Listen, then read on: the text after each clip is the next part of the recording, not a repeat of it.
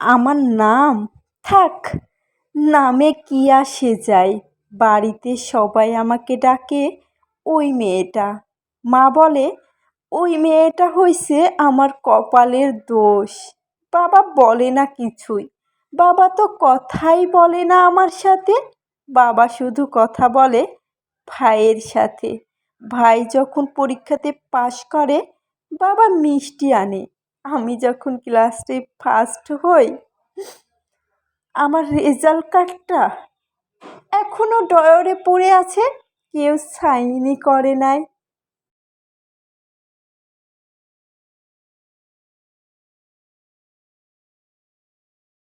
দেখো, এই আয়নাটা আমার মতো ভাঙ্গা, কিন্তু মজার ব্যাপার কি জানো?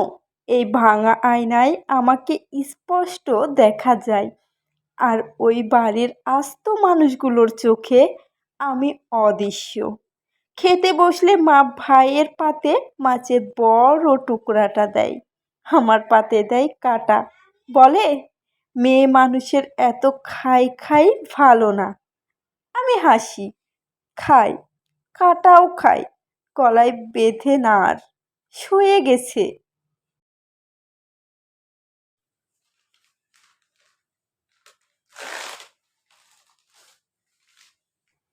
গত পরশুদিন চাচা আসছিল, বলল মেয়েকে আর কত পড়াবি, বিয়ে দিয়ে দে, পড়ার খরচ পোষাবে না।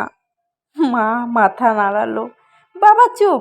শুধু আমি চিৎকার করে বলতে চাইলাম আমি পড়তে চাই, আমি ডাক্তার হব, কিন্তু পারি নাই। কারণ মেয়েদের উঁচু গলাতে কথা বলার অধিকার নাই।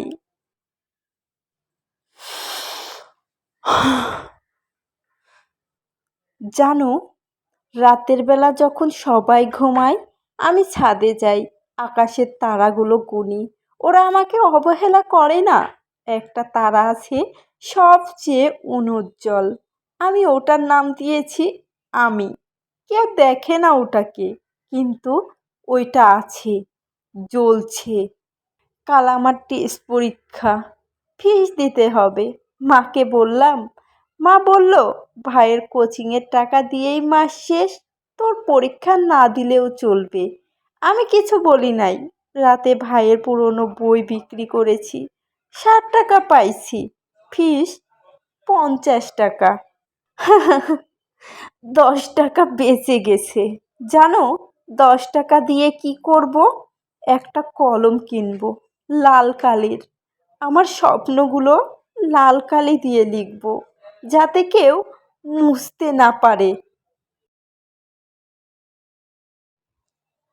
আমি অবহেলিত ঠিকই, কিন্তু অবহেলিত নয়।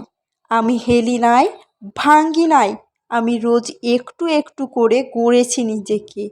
এই ছেঁড়া খাতা, এই ভাঙা আয়না, এই 10 টাকার কলম, এগুলোই আমার অস্ত্র।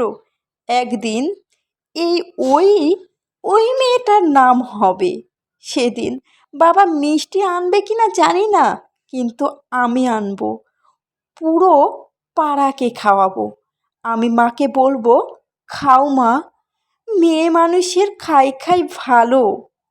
কারণ অবহেলা গাছ মারতে পারে,